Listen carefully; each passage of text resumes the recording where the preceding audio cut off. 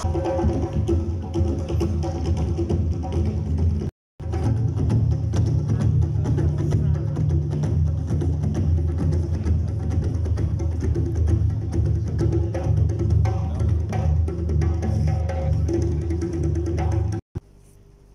rappeler, ce n'est pas vivre avec le passé, mais c'est se dire que cette liberté arrachée par nos aïeux au prix de leur vie ne doit plus être jamais confisquée.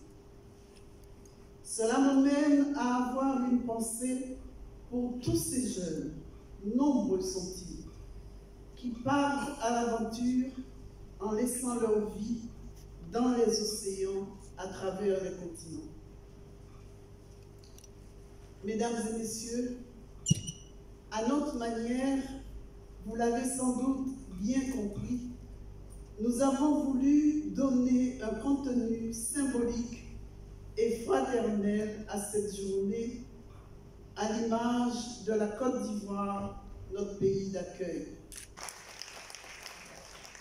En conclusion de mon propos, je voudrais vous dire mon émotion sincère de me tenir ici aujourd'hui avec vous en tant que marraine de cet événement. Lorsque je pense que nous ne sommes pas seuls, ici en Afrique, mais dans de très nombreuses villes de France, dans les Outre-mer, dans la Caraïbe et dans le reste du monde, se tiennent aujourd'hui, dans quelques jours, des journées mémoire consacrées à l'esclavage. Et à mes yeux, cela représente un témoignage magnifique de ce que nous devons à ces hommes et à ces femmes qui ont lutté pour la dignité. Et c'est dans cet esprit que je veux remercier très sincèrement tous ceux d'entre vous, ivoiriens, qui nous honorent de votre présence, parce que votre participation à cette journée est bien le signe des liens forts qui existent entre la Côte d'Ivoire et les Français des Antilles et de Guyane, descendants d'esclaves originaires d'Afrique de l'Ouest.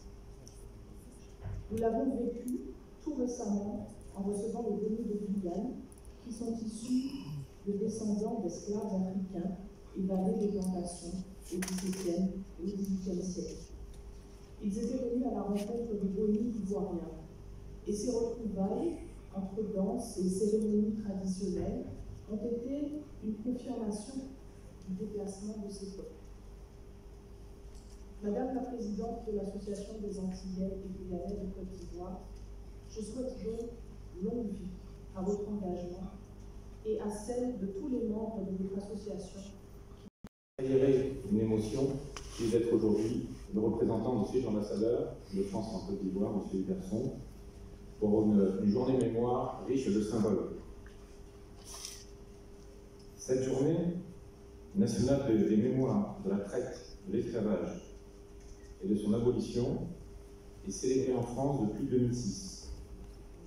Au moment même où je vous parle, dans la France tout entière, notamment dans les écoles, sont rappelés les principes élémentaires et fondamentaux liés à la dignité humaine.